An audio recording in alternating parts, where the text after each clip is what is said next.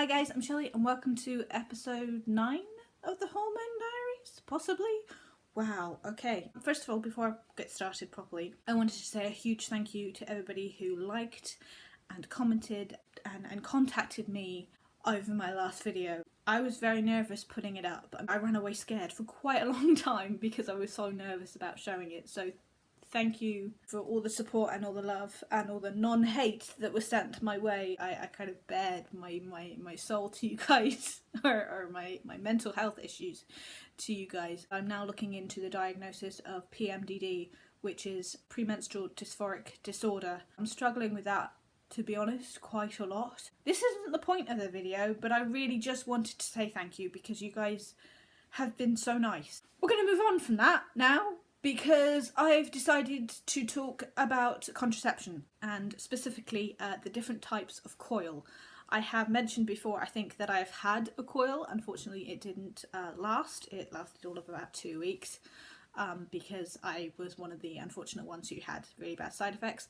But I wanted to cover the topic of contraception. So let's get into it. As I said, I'm going to talk about the two types of coil. I'm not really going to talk about the pill much, because I have never taken it, but I will link down below other people who do cover the pill and other people who are on the pill, so please go and check them out. Now, from what I know, there are two types of coil. I was not taught about either of them in school. Again, the only things I was taught about were the pill, which sounded bloody dreadful, and condoms. So women take a pill and you feel like crap.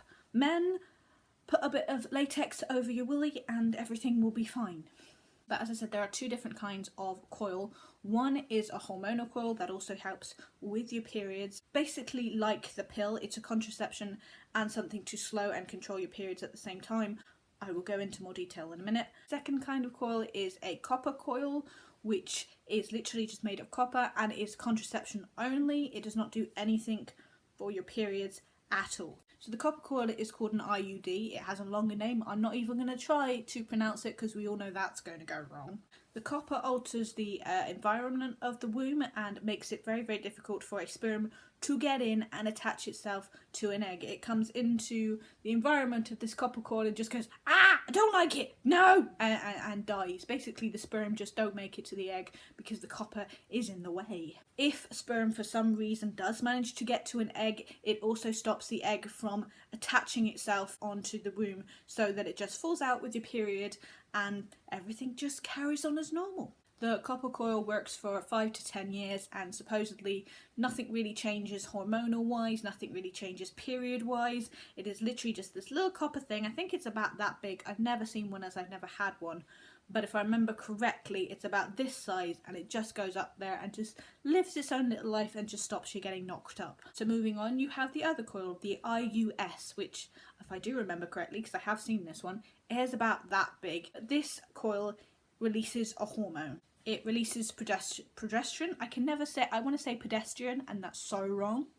Progesterone, oh, it releases a hormone beginning with P for 3 to 5 years, which also stops you from getting pregnant. Now, this is the same hormone that is in the pill if you take the pill, but there is a lot less of the actual hormone. Whereas if you take the pill, it has to get all the way down your body, all the way down to your foof.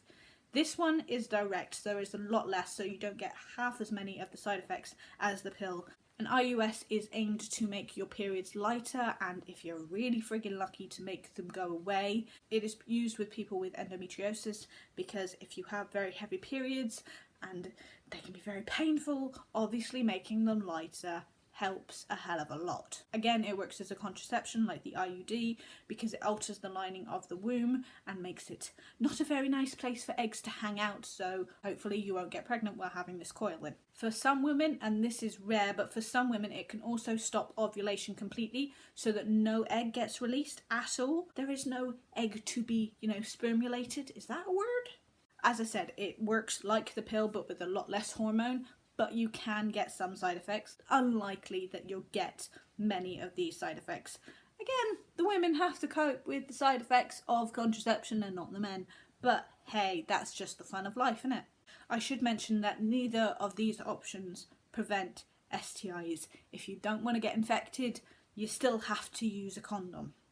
That is very, very important. It is not a prevention against infection. It's literally only prevention against having really heavy periods and getting pregnant. So I have had the Mirena coil put in, and I will go into that story at a later date, probably in the next episode of the Hormone Diaries, because oh boy, is it a story. It was interesting, let's just say. I can't do anything normally. We've already established that.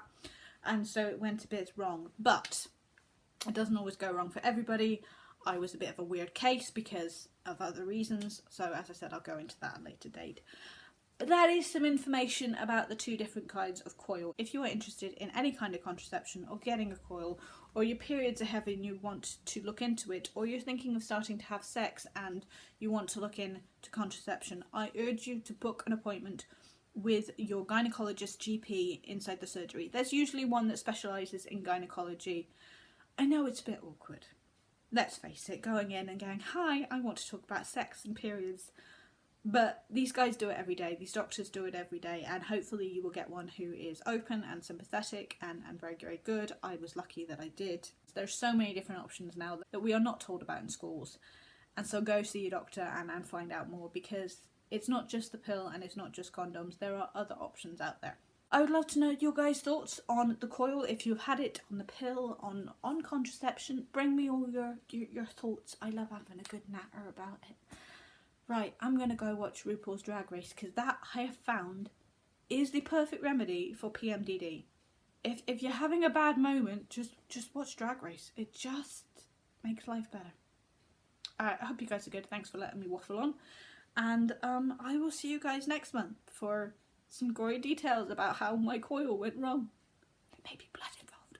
Okay, bye! I just realised there's popcorn in the cupboard. I might have to have a bag or 20.